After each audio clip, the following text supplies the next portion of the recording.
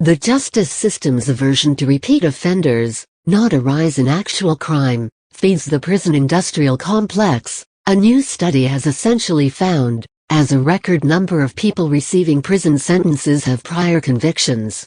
Ohio State University sociologist Ryan King examined 33 years of data from the Minnesota Sentencing Guidelines Commission, around 355,000 felony convictions, and found despite the sharp decline in the crime rate since the mid-1990s, judges are often faced with repeat offenders, whom they tend to sentence more harshly.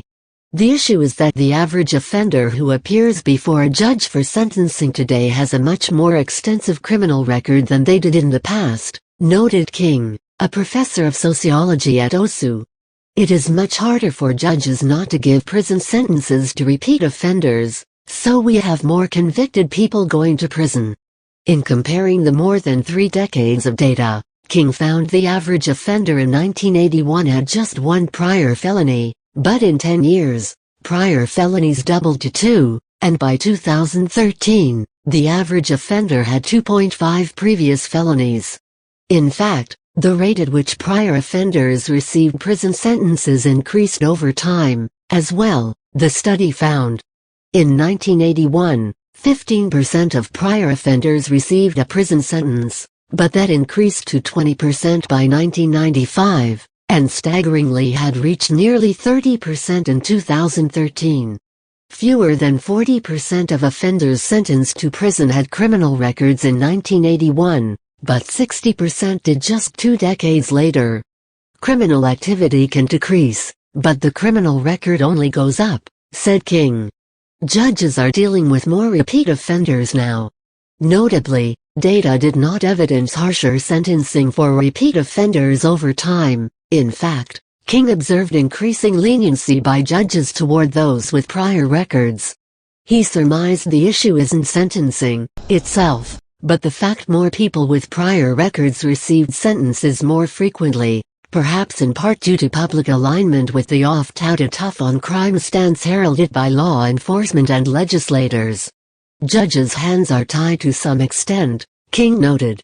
It is hard to show leniency and maintain legitimacy in the public eye when you're dealing with a repeat offender, and judges are seeing more of them than they have in the past. After analyzing the data, King chose Minnesota's records as an appropriate national sample isn't available. He suggests alleviating the mass incarceration problem through a fundamental transformation in the way courts view offenders with minimal prior records. Instead of focusing mainly on first-time offenders, we need to come up with new ways of dealing with offenders who have just 1 prior conviction, King asserted. If we could find ways to keep them out of prison, that would have a large impact. Although the study provides insight into how courts view repeat offenders, King did not extend his hypothesis to include the seemingly obvious explanation for why there has been an explosion in the number of people with multiple convictions, the tough-as-nails approach to the war on drugs.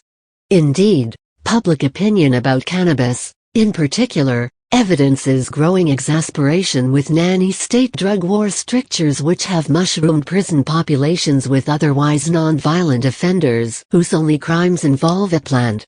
A survey by AP Norc published in March this year found a whopping 61% of Americans support legalization of cannabis, the highest number since the drug war brought highly politicized anti-pot propaganda to the forefront, and an increase over the 58% total from an October 2015 poll. This is yet another demonstration of just how ready Americans are for the end of marijuana prohibition, Tom Angel of the Marijuana Majority, a cannabis reform advocacy group, said at the time.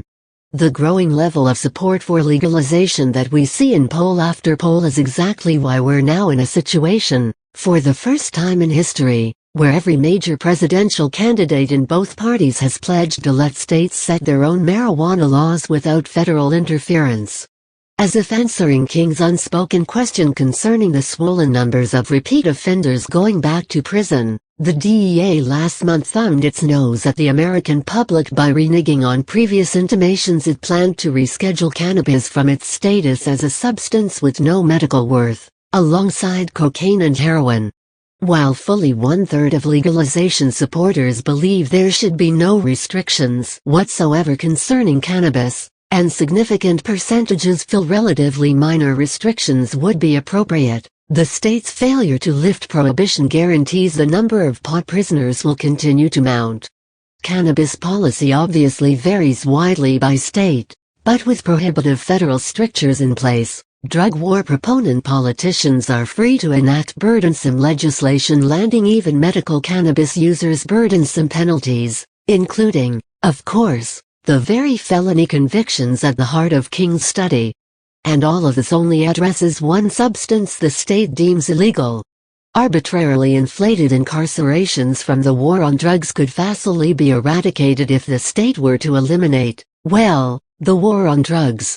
Though the prospect might frighten the bejesus out of Americans who've been subjected to decades of fear-based propaganda concerning substances of personal vice, soaring prison populations comprise the major facet of Portugal's decision to decriminalize all drugs, from ecstasy to cocaine, and heroin to cannabis.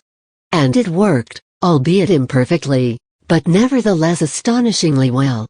In July 2001, Law 30/2000 went into effect, making penalties for possession of illicit substances equivalent to a parking ticket, focusing funding previously designated for incarcerating and prosecuting drug users instead toward treatment programs and education. Although the law's architect would have preferred full legalization over decriminalization, the decision hinged on potential repercussions from the United Nations. Drug crimes, overcrowded prisons, and the spread of diseases, both of addiction and due to drug use, as in needles, indicated to Portugal the issue wasn't drugs, but the criminalization of substances. We figured perhaps this way we would be better able to get things under control, explained Dr. João Goulão, president of the Institute of Drugs and Drug Addiction and the law's architect. Criminalization certainly wasn't working all that well. Since that time, drug use dropped across the board, and as of 2015, stood below the European average. Habitual and problematic drug use also dropped. Violent crime rates dropped. In fact, though Portugal continues to tweak its imperfect experiment with blanket decriminalization, its overall success has astounded all but the staunchest critics. Were U.S. drug policy honestly aimed at combating the putative dangers of drugs and preventing high rates of addiction and imprisonment, Portugal's law would be a model to emulate. Instead, maintaining criminalization of even cannabis belies the financial motivation of inculcating non-violent users and sellers into the justice system for life, precisely as King's study so aptly illustrates. Even with the Department of Justice's recent decision not to incarcerate federal offenders in for-profit private prisons, states will continue to do so, and further, court fees, fines, and other expenses foisted onto such individuals guarantees revenue for all levels of government. Further evidence the drug war is directly responsible for the numbers in King's study came in a report from the Justice Policy Institute in 2009, which found the number of people in state prisons for drug offenses has increased 550% over the last 20 years. A recent GP report found that the amount spent on cops and courts, not rates of drug use, is correlated to admissions to prison for drug offenses. Counties that spend more on law enforcement and the judiciary admit more people to prison for drug offenses than counties that spend less. Former drug czar General Barry R. McCaffrey summarized the glaring result of decades of the war on drugs, saying in 1996, "We have created an American gulag."